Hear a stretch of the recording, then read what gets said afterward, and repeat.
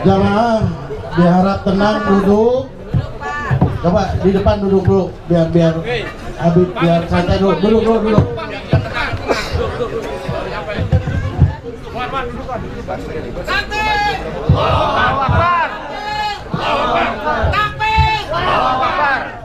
Ya, terima kasih. Coba bapak-bapak tolong duduk tenang, duduk dulu ya. Duduk tenang, biar yang di belakang juga kebagian melihat Habibana. Sekali lagi bapak-bapak tolong yang di depan duduk dulu, biar yang di belakang kebagian melihatnya.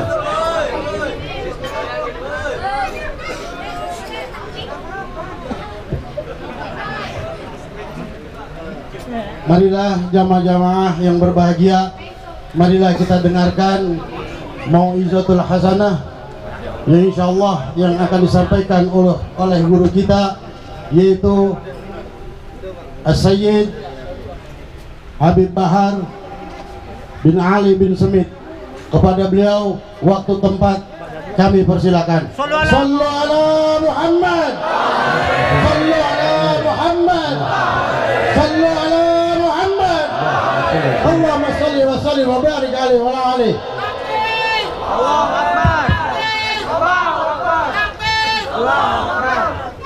Assalamualaikum warahmatullahi wabarakatuh.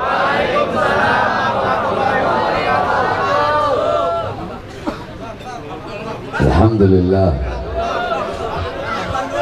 Alhamdulillahil ahad.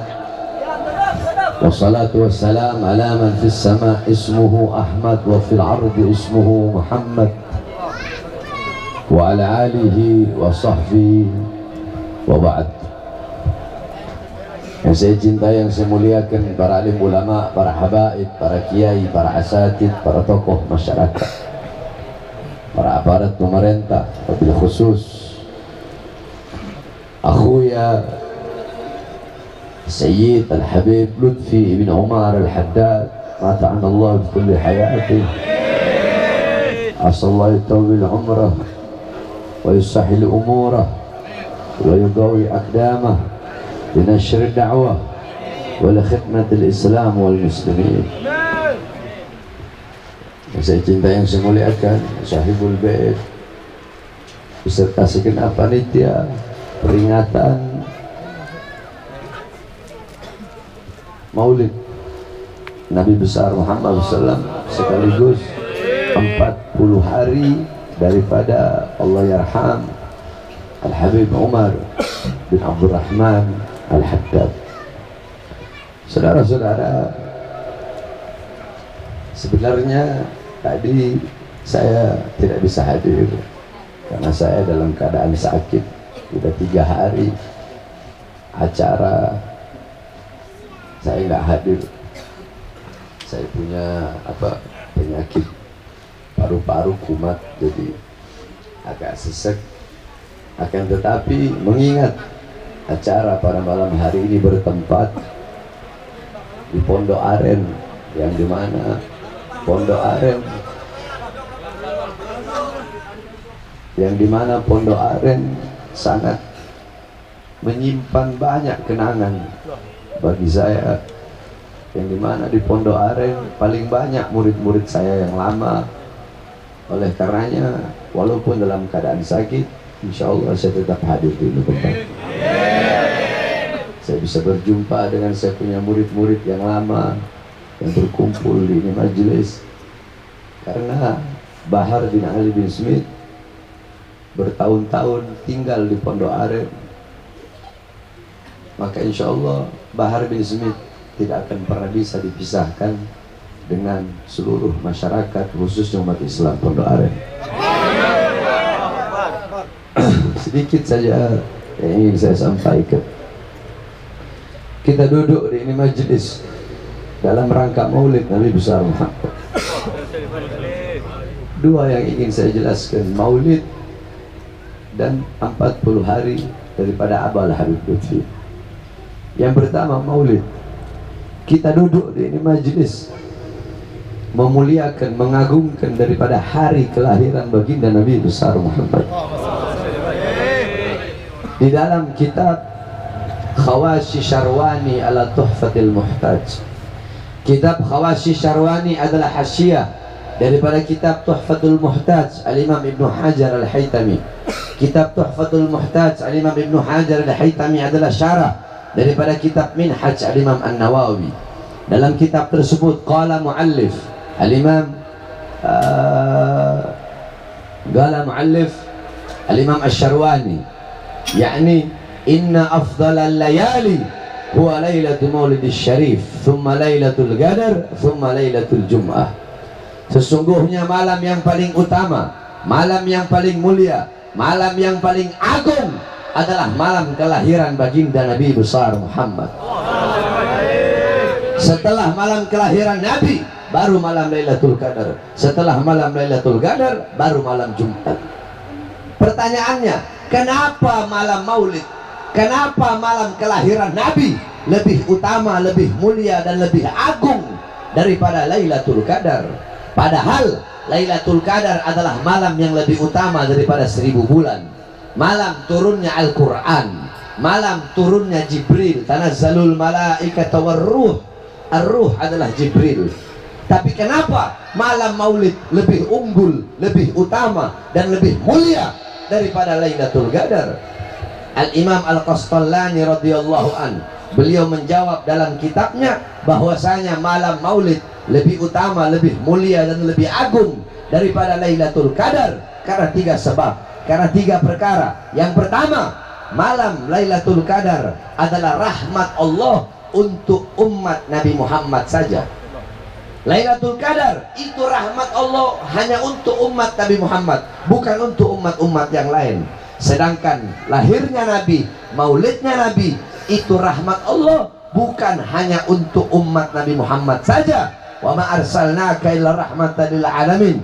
Tidak aku utus engkau wahai Muhammad kecuali engkau rahmat bagi seluruh alam semesta. Maulidnya Nabi, adanya Nabi itu rahmat bukan hanya untuk umat Nabi Muhammad saja, bukan hanya untuk sesama manusia saja, bukan hanya untuk seluruh makhluk saja, tetapi untuk seluruh alam semesta. Maka malam Maulid lebih unggul dan lebih utama daripada Lailatul Qadar, karena Lailatul Qadar rahmat Allah hanya untuk umat Nabi Muhammad, sedangkan malam Maulid lahirnya Nabi adalah rahmat bagi seluruh alam semesta. Itu yang pertama. Yang kedua, Lailatul Qadar adalah malam adanya malaikat, malam adanya Jibril di muka buminya Allah. Sedangkan malam Maulid adalah malam adanya makhluk yang paling mulia, makhluk yang paling sempurna, makhluk yang paling agung, makhluk yang paling mulia yang pernah berjalan di muka bumi dan di langitnya Allah. Mana yang lebih utama, adanya Jibril pada Lailatul Qadar atau adanya Nabi Muhammad pada saat hari kelahirannya? Sudah tentu adanya Nabi Muhammad lebih mulia dan lebih utama daripada Lailatul Qadar yang merupakan adanya Jibril di muka buminya Allah Subhanahu wa taala. Yang ketiga, Lailatul Qadar adalah anugerah Allah yang Allah berikan kepada Nabi Muhammad. Anugerah Allah yang Allah berikan kepada Nabi Muhammad. Sedangkan malam Maulid adalah malam lahirnya sosok yang diberikan anugerah tersebut. Berarti kalau tidak ada lahirnya Nabi, tidak ada maulidnya Nabi, tidak akan ada yang namanya Lailatul Qadar. Makanya Abuya, guru kami, Abuya As-Sayyid Al-Imam Al-Mujaddidul Islam Muhammad Ibn Alwi Al-Maliki Al-Hasani radhiyallahu an, beliau pernah menukil perkataan daripada Al-Imam As-Sayyid Muhammad Amin Qutbi. Beliau berkata, ya Lailatul Itsnin ma safahat, wahai malam Senin apa yang telah menyapamu. Kau begitu mulia, kau begitu agung, kau begitu sempurna. Wahai malam Senin, kau menjadi mulia dan menjadi agung karena berawal dari mula hari-hari yang mulia dalam Islam. Kalau bukan karena lahirnya Nabi, kalau bukan karena adanya Nabi, kalau bukan karena malam kelahirannya Nabi, tidak akan ada hari-hari besar dalam Islam. Kalau bukan karena hari maulidnya Nabi Muhammad, tidak akan ada hari Idul Fitri, tidak akan ada Idul Adha, tidak akan ada Fathul Makkah, tidak akan ada Ramadan, tidak akan ada Al-Quran, tidak akan ada kemenangan Perang Badar, tidak akan ada Lailatul Qadar, tidak akan ada hari-hari besar Islam, tidak akan ada iman, Islam, takwa, zuhud, ilmu, qanaah, ibadah, khauf, khasyah. Tidak akan ada itu semua kalau bukan karena baginda Nabi besar Muhammad. Maka dengan adanya Nabi, dengan lahirnya Nabi, falyafrahu, maka hendaklah mereka bergembira. Kata Allah dalam Al-Quran, qul bifadlillah birahmatih fabidzalika falyafrahu. Katakanlah dengan karunia Allah dan dengan anugerah Allah, maka dengan karunia, anugerah dan rahmat tersebut falyafrahu, hendaklah mereka bergembira. Dalam beberapa tafsir, tafsir Jami'ul Bayan karangan dari Imam Ibnu Jarir At-Tabari, tafsir Ma'alimut Tanzil karangan dari Imam Baghawi, tafsir Madarikut Tanzil karangan dari Imam An-Nasafi, tafsir Madurul Manthur, tafsir Bil Ma'thur karangan dari Imam As-Suyuti, kemudian tafsir Anwarut Tanzil karangan dari Imam Baydawi, tafsirul Kabir karangan dari Imam Fakhruddin Ar-Razi. Ada yang mengatakan karunia Allah adalah ilmu, ada yang mengatakan iman, ada yang mengatakan Islam, ada juga para mufassir yang mengatakan adalah akal. Ada yang mengatakan ilmu, akal, iman, Islam. Sedangkan rahmat Allah, ada yang mengatakan Islam, ada yang mengatakan iman.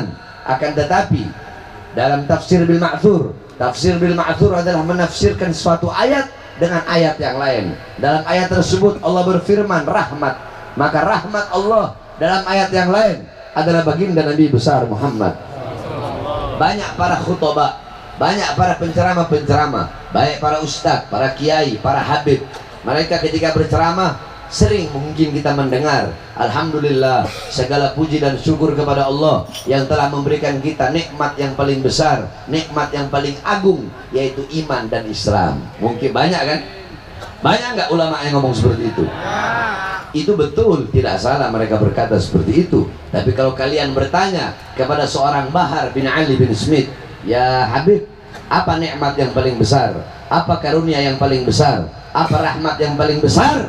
Kalau yang lain mengatakan iman, yang lain mengatakan Islam, maka Bahar bin Smith akan menjawab, nikmat Allah yang paling besar, yang paling agung, yang paling luhur, yang paling mulia, karunia Allah, rahmat Allah, nikmat Allah yang paling besar, yang paling agung, yang paling mulia untuk kita bukan iman, bukan Islam, tetapi baginda Nabi besar Muhammad. Sebab kenapa? Sebab kalau tidak ada Nabi Muhammad, tidak akan ada yang namanya iman dan tidak akan ada yang namanya Islam. Oleh karenanya, maka dengan adanya Nabi Muhammad, falyafrahu, hendaklah mereka bergembira. Maka kita dulu pada malam hari ini bergembira dengan lahirnya Nabi, memuliakan, mengagungkan kelahiran Nabi Muhammad SAW.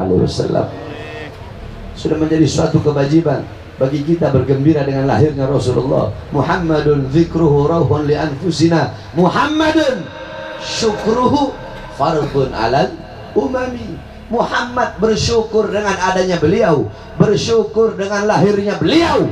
Wajib bagi setiap umat untuk bersyukur dengan adanya baginda Nabi besar Muhammad SAW. Kita kalau punya anak, kita bikin syukuran. Kita kalau punya rumah baru, kita bikin syukuran. Kita kalau kita punya anak cukur rambut, bikin syukuran. Kita punya istri hamil mau punya anak, kita syukuran. Jika bahkan kita berpuasa pada tanggal 9 dan 10 Muharram, hari Tasu'a dan hari Asyura, itu kita berpuasa untuk apa? Untuk bersyukur kepada Allah atas selamatnya Musa dari kejaran Fir'aun. Itu sebab dari puasa Tasu'a dan Asyura. Sebab dulu Nabi pernah bertanya kepada Yahudi Madinah, kenapa kalian berpuasa pada tanggal 9 dan 10 Muharram? Yahudi Madinah menjawab, kami berpuasa karena kami bersyukur kepada Allah atas selamatnya Musa dari kejaran Fir'aun. Apa kata Rasulullah? Nahnu ahaqqu bi Musa minkum, kami lebih berhak atas Musa daripada kalian. Nabi pun memerintahkan umatnya untuk berpuasa pada tanggal 10 Muharram, tapi agar berselisih, agar yukhalif, agar tidak sama dengan orang-orang Yahudi, Nabi menambahkan Tasu'a 9. Kalau orang Yahudi mereka berpuasa hanya tanggal 10, kita 9 dan 10, sehingga menjadi ibadah sunnah. Kenapa? Bersyukur kepada Allah atas selamatnya Nabi Musa dari kejaran Fir'aun. Nah, saudara-saudara, coba kita pikir pakai akal. Jikalau bersyukur kepada Allah atas selamatnya Nabi Musa menjadi ibadah sunnah, maka bagaimana kita bersyukur kepada Allah atas selamatnya seluruh alam semesta berkat adanya Nabi Muhammad? Bersyukur kepada Allah atas selamatnya Nabi Musa menjadi ibadah sunnah, puasa Tasu'a dan Asyura. Terus bagaimana kalau kita bersyukur kepada Allah dengan lahirnya sosok yang dimana kalau bukan karena sosok tersebut tidak akan ada seluruh alam semesta ini? Begitu banyak dalil. Laulaka ma khalaqtul aflak. Kalau bukan karena engkau wahai Muhammad, tidak akan aku ciptakan alam semesta. Qala Allah li Adam, ya Adam, laula Muhammad ma khalaqtuka ya Adam.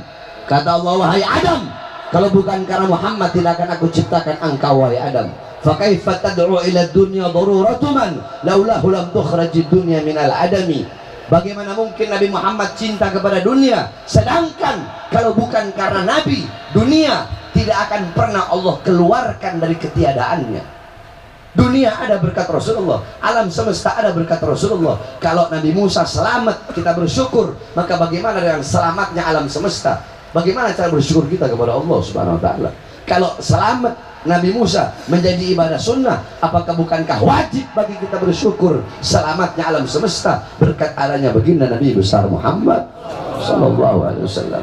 Bukan hanya maulid, kita duduk di sini 40 hari daripada Abul Habib Lutfi, yaitu almarhum Al-Habib Umar. Kita bacakan Yasin, kita bacakan tahlil, yang kita niatkan, kita hadiahkan untuk siapa? Untuk beliau. Ini adalah bukti bahwasanya berbakti kepada kedua orang tua bukan hanya ketika orang tua masih hidup saja, tetapi walaupun orang tua sudah wafat, walaupun orang tua sudah meninggal, tetap seorang anak wajib berbakti kepada kedua orang tua. Bagaimana cara berbakti kepada orang tua yang telah wafat? Dengan mengirimkan doa kepada orang tua yang telah meninggal dunia. Sebab doa yang dikirimkan oleh anak yang saleh sampai kepada kedua orang tuanya, sebagaimana hadis Rasulullah, idza mata ibnu adam in qata amaluhu illa min thalatha sadaqatin jariyah al ilmu yantafa'u bih wa waladun salih yad'u lah. Kalau manusia wafat maka terputus amalnya. Kita hidup salat dalam kubur, mati nggak bisa salat, putus. Dan kita hidup puasa dalam kubur, kita nggak bisa puasa, putus. Masih hidup bisa haji, dalam kubur kita nggak bisa haji, putus. Akan tetapi kalau kita masih hidup meninggalkan tiga ini, walaupun kita wafat, amalnya mengalir terus sampai datangnya hari kiamat. Apa itu? Yang pertama, amal jariyah, sedekah jariyah, mengeluarkan harta kita di jalan Allah untuk masjid, untuk musholla, untuk pondok pesantren, untuk maslahat umat. Maka selama itu bermaslahat, selama itu bermanfaat, selama itu walaupun kita dikubur sampai hari kiamat, pahalanya bakal mengalir. Yang kedua, ilmu yang bermanfaat. Siapa? Para ulama, orang-orang soleh yang mengajarkan ilmu, yang memberikan ilmu, yang dimana ilmu itu disampaikan lagi terus pahalanya mengalir kepada ulama tersebut sampai datangnya hari kiamat. Yang ketiga, anak soleh yang mendoakan kedua orang tuanya. Doanya anak kepada kedua orang tua yang telah meninggal itu langsung sampai, saudara-saudara. Nah, oleh karenanya ini bukti bahwasanya Al-Habib Lutfi merupakan anak soleh yang dimana beliau mengundang kita duduk di majelis maulid sekaligus 40 hari dibacakan Yasin. Nabi Muhammad SAW dalam hadisnya berkata, barang siapa yang membaca Yasin, maka Allah sediakan baginya sebuah istana yang temboknya terbuat dari emas putih, tanahnya terbuat dari kasturi, yang dimana dalam istana tersebut terdapat 99 kamar. Setiap kamar ada 99 ranjang, setiap ranjang ada 99 kasur, setiap kasur ada 99 bantal, setiap bantal ada 99.000 bidadari. Itulah yang Allah siapkan bagi orang yang suka membaca Yasin. Tadi kita bacakan Yasin, kita niatkan untuk almarhum Habib Umar, itu yang Allah sediakan untuk beliau. Kita bacakan tahlil, la ilaha illallah. Dalam hadis qudsi Allah berfirman, la ilaha illallah hisni, La ilaha illallah itu adalah benteng pertahananku. La ilaha illallah adalah benteng pertahananku. Faman qala la ilaha illallah faqad dakhala hisni, faman dakhala hisni amana min adzabi. Barang siapa yang membaca la ilaha illallah, maka berarti dia telah masuk ke dalam benteng pertahananku. Barang siapa yang masuk dalam benteng pertahananku, maka dia akan aman dari segala azab-azab dan siksaku. Tadi kita bacakan la ilaha illallah, kita niatkan untuk almarhum, almarhum akan aman dari azab dan siksa Allah Subhanahu wa taala. Kita bacakan salawat yang dimana qala Rasul man shalla alayya salatan wahidatan sallallahu biha asyra. Barang siapa yang bersalawat kepada aku 1 kali, Allah bersalawat kepadanya 10 kali. Salawat dari Allah adalah rahmat, salawat dari malaikat adalah maghfirah, pengampunan, salawat dari umat adalah doa. Kalau kita bersalawat 1 kali, Allah bersalawat 10 kali. Salawat dari Allah rahmat. Jangankan 10 rahmat, 1 rahmat Allah saja bisa menghapus dosa seluruh manusia. Ada 1 malaikat yang Allah ciptakan. Ini malaikat tugasnya berdiri depan kuburnya Rasulullah. Sampai detik ini dan sampai hari kiamat, itu malaikat berdiri depan kuburnya Rasulullah. Apa tugas itu malaikat? Tugasnya itu malaikat menyampaikan setiap salawat yang dibacakan oleh umatnya kepada Rasulullah SAW. Kita tadi baca salawat, Allahumma sholli ala sayyidina Muhammad, Allahumma sholli alaihi wasallam. Tadi kita baca salawat, ya Rabbi sholli ala Muhammad, ya Rabbi sholli alaihi wasallam. Itu malaikat berkata, ya Rasulullah, fulan bin fulan, fulan bin fulan, disebut engkau punya nama satu persatu di hadapan Rasulullah. Itu Habib Lutfi bin Umar Haddad bikin acara baca salawat. Mereka bersalawat kepadamu, dihadiahkan, diniatkan untuk almarhum yang telah meninggal dunia. Apa kata Rasulullah? Bawa salawat mereka menghadap Allah. Dibawa engkau punya salawat menghadap Allah Subhanahu wa taala. Malaikat berkata, ya Allah, fulan bin fulan, fulan bin fulan bersalawat kepada kekasihmu. Apa kata Allah? Akan aku ciptakan dari setiap 1 huruf dari salawat yang mereka baca. Ya Rabbi sholli ala Muhammad. Ya Rabbi, ya 1 huruf, alif 1 huruf, ra 1 huruf, ba 1 huruf, ya 1 huruf. Ya Rabbi aja itu 5 huruf. Dari setiap 1 huruf aku ciptakan 460 malaikat yang memiliki 460 kepala. Di setiap kepala memiliki 460 wajah. Setiap wajah memiliki 460 mulut. Setiap mulut memiliki 460 lidah. Setiap lidah memohon ampun atas dosa-dosa orang tersebut. Kita tadi baca salawat, kita hadiahkan untuk almarhum. Maka insya Allah itulah yang Allah persiapkan untuk almarhum. Mudah-mudahan kita semua memiliki anak-anak yang soleh dan soleha. Yang dimana anak-anak yang soleh dan soleha ini adalah anak-anak yang dimana menjadi bekal bagi kita orang tua. Kalau kita sudah wafat, siapa yang mau kita harapkan kalau bukan anak-anak? Oleh karenanya, wahai bapak-bapak, wahai ibu-ibu, mumpung engkau masih hidup, didik kau punya anak-anak dengan pendidikan Nabi Muhammad. Didik, ajarkan mereka Al-Quran, ajarkan mereka ajaran Nabi Muhammad, ajarkan mereka menjadi pemuda-pemuda Nabi Muhammad, ajarkan mereka memakai pakaian Nabi Muhammad, ajarkan mereka untuk mengikuti cara hidup Nabi Muhammad. Banyak anak-anak muda kita zaman sekarang yang mereka ikuti bukan Rasulullah, mereka mengikuti budaya-budaya barat, mereka mengikuti pakaian-pakaian barat, budaya barat, pola pikir barat, gaya hidup orang barat, sehingga mereka lupa kepada Rasulullah SAW. Banyak anak-anak muda kita melacur, anak-anak muda kita bermaksiat, mabuk-mabukan, istahalla zina wa istibahal khumur. Seakan-akan zina itu udah perkara yang biasa, melacur perkara yang biasa. Mereka zina di pinggir-pinggir jalan, seperti seakan-akan zina itu sesuatu yang halal. Mereka mabuk, mereka narkoba di pinggir jalan, tidak lagi punya rasa malu kepada Allah Subhanahu wa taala.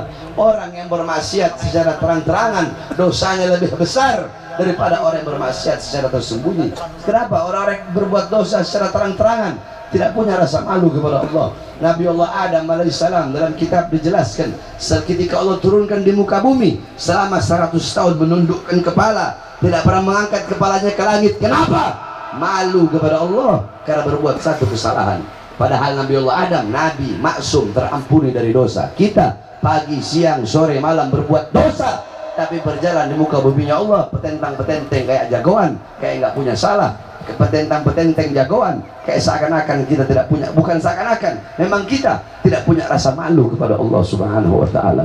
Oleh karenanya, orang tua, wasiat saya bagi para orang tua, didik kau punya anak-anak dengan pendidikan Nabi Muhammad. Didik mereka untuk duduk di majelis-majelis seperti ini. Didik mereka untuk duduk di majelis-majelis ilmu. Karena dengan ilmulah mereka bisa mengenal Allah, mengenal Rasulullah, mengenal ajaran Rasulullah, sunnah-sunnah Rasulullah. Mereka bisa mengenal bagaimana ilmu Nabi, akhlak Nabi, adabnya Nabi, bagaimana akhlak Nabi, warok, khauf, khasyah, amar ma'ruf, nahi mungkar, keberanian, kelembutan Nabi. Mereka bisa kenal, bukan di majelis-majelis yang lain, bukan di tempat-tempat nongkrong, tapi di majelis-majelis seperti inilah mereka bisa mengenal siapa Nabi Muhammad SAW. Sehingga pulang dari ini majelis, mereka bisa menjadikan Nabi Muhammad sebagai uswahnya, sebagai gutuahnya, sebagai teladannya, sebagai pedomannya. Ketika anak-anakmu menjadikan Nabi Muhammad sebagai teladannya, sebagai pedomannya, mereka bisa menggembirakan Nabi, menyenangkan Nabi. Engkau sudah punya bekal, engkau sudah punya tanaman, engkau sudah punya tabungan. Engkau wafat, kau punya anak-anak yang bakal mengirimkan doa, sehingga engkau bakal mengalir pahala sampai datangnya hari kiamat. Kemudian wasiat yang terakhir bagi para anak-anak muda. Tadi orang tua, sekarang bagi para pemuda-pemuda. Di sini banyak para pemuda-pemudi yang hadir. Kalian para pemuda-pemuda, kalian adalah pemimpin-pemimpin masa depan. Subbanul yum, rijalul ghad. Pemuda-pemuda zaman sekarang, pemuda-pemuda masa kini adalah pemimpin-pemimpin masa depan. Jikalau anak-anak mudanya baik, anak-anak mudanya taat, patuh, tunduk kepada Allah, anak-anak mudanya mengikuti ajaran Rasulullah, anak-anak mudanya menjadi penyambung lidah Rasulullah, anak-anak mudanya memegang tongkat estafet perjuangan Rasulullah, anak-anak mudanya menjadi anak-anak muda yang berakhlak, beradab, berilmu, berani dalam menyampaikan kebenaran, anak-anak muda yang beramar ma'ruf, bernahi mungkar, anak-anak mudanya berakhlak dengan akhlak Nabi Muhammad SAW, maka besok ke depan negara kita bakal baik, bangsa kita bakal baik, pejabat-pejabat bakal menjadi pejabat yang baik. Sebab besok kalian-kalian yang bakal menjadi pejabat, kalian-kalian yang bakal menduduki kedudukan kekuasaan, yang memegang kekuasaan, yang memegang negara, yang memegang urusan negara, yang memegang urusan agama ke depan adalah engkau pemuda-pemudi zaman sekarang. Jikalau engkau menjadi pemudi-pemudi yang baik, yang taat patuh tunduk kepada Allah, negara besok bakal jadi negara yang baik. Pemimpin-pemimpin negaranya, pemuka-pemuka negaranya, pemuka-pemuka negaranya, pejabatnya, aparatnya bakal jadi pejabat dan aparat yang baik. Akan tetapi kalau kita sebagai anak-anak muda menjadi anak-anak muda yang rusak, anak-anak mudanya bejat, rusak, narkoba, mabok-mabokan, melacur, berzina, judi, jauh dari Allah, hatinya penuh dengan dunia, harta, urusan perut, urusan kerjaan, sehingga lupa kepada Allah, sehingga lalai kepada Allah. Anak-anak mudanya bejat, anak-anak mudanya biadab, anak-anak mudanya bangsat, anak-anak muda tidak takut kepada Allah, tidak kenal Allah, tidak kenal Rasulullah, tidak kenal Islam, tidak kenal ulama, jauh dari majelis ilmu, jauh dari majelis taklim, jauh dari majelis zikir. Besok ke depan bangsa kita bakal rusak, negara kita bakal rusak, agama bakal dipegang oleh orang-orang yang rusak, urusan negara bakal dipegang oleh orang-orang yang rusak. Oleh karenanya wahai para pemuda-pemudi Islam, jadilah engkau pemuda-pemudi yang dimana menjadi pemuda-pemudi Nabi Muhammad, pemuda-pemuda Islam yang tidak pernah takut di dalam menyampaikan kebenaran. Sampaikan yang benar itu benar, sampaikan yang hak itu hak, sampaikan yang batil itu batil. Lauma talaim, walaupun seluruh dunia harus membencimu, walaupun seluruh alam semesta harus mencacimu, harus memakimu, sekalipun kau harus mati karenanya, sekalipun kau harus memegang bara api, sekalipun kau harus mati, sekalipun engkau harus dipenjara. Saudara-saudara, saya Bahar bin Smith, tahun 2018, tahun 2012 saya di penjara, 2010 di penjara kasus Bapriut, 2011 di penjara kasus Ahmadiyah, 2012 saya di penjara kasus The Mosque Poncol, 2018 saya di penjara. Saya keluar 2020 saya baru bebas 2 hari. 2020 baru bebas, siang saya bebas, malamnya saya ceramah. Saya tahu resiko saya ceramah ini bakal di penjara waktu itu, karena saya bebas bersyarat. Saya tahu resikonya saya untuk menyampaikan kebenaran adalah di penjara. Itu paling kecil, paling besarnya apa? Saya mati, entahkah diracun atau entahkah dibunuh. Sebab itu warisan kami punya datuk-datuk. Kalau kalian warisannya harta, warisannya tanah dari datuk-datuk, dari kakek-kakek kalian. Kami para habaib, warisan kami dihina, dicaci, dimaki, difitnah, diracun, dibuang, dipenjara, dibunuh. Itu adalah wasiat kami, itu adalah warisan kami dari kakek-kakek kami, yang dimana kami berpegang teguh kepada ajaran kakek-kakek kami. Kenapa kakek-kakek kami dipenjara, dihina, dicaci, dimaki, difitnah, diracun, dibunuh? Kenapa? Karena beliau-beliau yang berada di barisan paling depan untuk menyampaikan kebenaran, melawan kezaliman dan melawan ketidakadilan. Itulah warisan yang diberikan kepada kami. Tahun 2020 saya bebas. Saya baru bebas, malamnya saya ceramah. Apa isi ceramah saya? Isi ceramah saya sampaikan.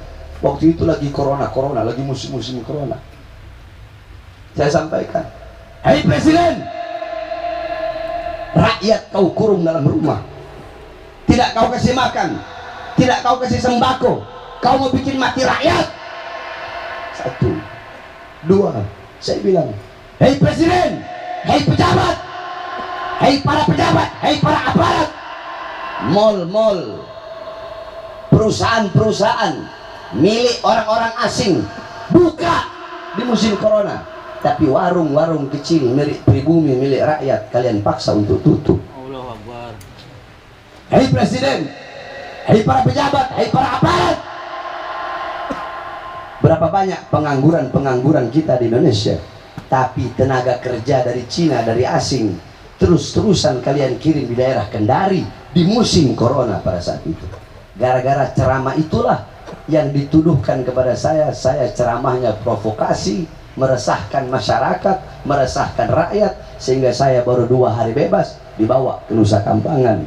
Kedua tangan saya diborgol, perut saya diborgol, kaki saya diborgol, dari borgol tangan nyambung ke perut, borgol perut nyambung ke kaki. Saya tanya, ceramah saya yang 2 hari baru bebas itu, apakah saya bela diri saya, membela keluarga saya, membela santri saya, atau membela rakyat? Jawab yang keras. Jawab yang keras. Siapa yang saya bela? Siapa yang saya bela? Siapa yang saya perjuangkan? Allahu Akbar. Cukup sampai situ? Tidak cukup sampai situ.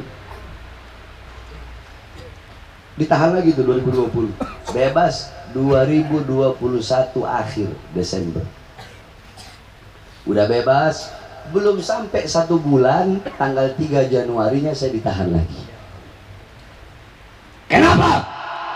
Karena saya ceramah membahas 6 laskar, 6 syuhada yang wafat, yang meninggal dibantai, ditembak. 1 oknum polisi, yaitu Brigadir J, meninggal, dibunuh dengan biadab. Oleh siapa? Oleh Sambo. Siapa? Sambo. Siapa? Sambo. Kenapa kalian kalau ngomong Sambo kok kecil? Takut. Siapa? Sambo. Siapa? Sambo. Siapa? Sambo. Sambo. Beritanya berbulan-bulan. Sambonya ditangkap nggak? Ditangkap, goblok. Ditangkap nggak? Ditahan nggak? Semua perwira-perwira, jenderal-jenderal yang ikut campur dalam urusan itu ditangkap nggak? Ditahan nggak? 1 nyawa meninggal. Makar Allah. Lihat bagaimana makar Allah. 1 nyawa yang melayang, oknum polisi ini 1 nyawa, Brigadir J, ya, meninggal, wafat. Dalangnya ditangkap si Sambo. Terus bagaimana dengan nasib 6 nyawa? Kenapa jenderal-jenderal nggak ada yang turun tangan? Hah? Kemana para menteri-menteri? Kenapa presiden tidak ngomong langsung? Apakah mau dibedain? Apakah karena yang 1 yang meninggal di polisi, terus yang 6 ini orang biasa? Hah? Saya tanya, apakah 6 laskar yang wafat ini mereka bukan rakyat? Rakyat. Apakah mereka binatang? Binatang atau manusia? Mereka anak dari seorang bapak, anak dari seorang ibu. Mereka yang sudah berkeluarga, mereka adalah suami dari seorang istri, mereka adalah bapak dari seorang anak, mereka adalah suami-suami yang istrinya menjadi janda, mereka adalah bapak-bapak yang anaknya menjadi yatim. Tapi kenapa pembunuhnya masih berkeliaran, tidak ditangkap sebagaimana Sambo yang ditangkap? Saudara-saudara, adil apa tidak? Adil apa tidak?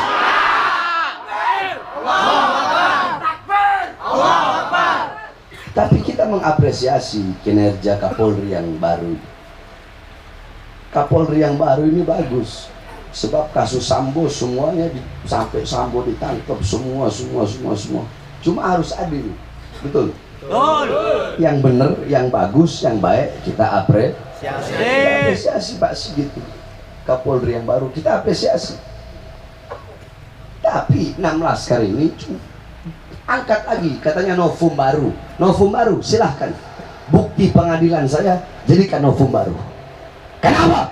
Karena ketika saya diadili kemarin, vonis saya adalah bukan berita bohong, bukan pasal 14, tapi yang masuk adalah pasal 15, yaitu berita yang tidak pasti. Orang dokter forensiknya saya jebak, profesor jadi kayak orang goblok semua saya bikin waktu sidang. Saya udah bilang jangan, ini masalah keadilan, makanya jangan pernah takut. Terus Pak Harvey Smith mau kapok gitu, ya. Pak Harvey Smith mau kapok, wah udah jangan ceramah lagi lah, kapok di penjara. Itu tidak ada kata kapok dalam kamusnya Pak Harvey Smith. Takbir. Tidak ada kata capek, tidak ada kata lelah. Jangankan hanya di penjara, saudara-saudara, mungkin mereka bisa memenjarakan jasad saya. Kalian, hei para pengkhianat bangsa, hei kalian para pengkhianat bangsa, para koruptor, hei kalian yang hidup senang di saat rakyat susah, kalian yang hidup kenyang di saat rakyat kelaparan, kalian bisa memenjarakan jasad saya, yang dimana saya selama ini ceramah membela rakyat, membela umat, membela Islam. Kalian bisa penjarakan jasad saya, kalian bisa penjarakan kedua mata saya untuk melihat dunia luar, kalian bisa memenjarakan jasad saya, diri saya, raga saya, mata saya, bisa kalian penjarakan. Tapi demi Allah, suara-suara kebenaran yang saya sampaikan tidak akan pernah bisa kalian penjarakan sepanjang zaman sampai datangnya hari kiamat, saudara-saudara.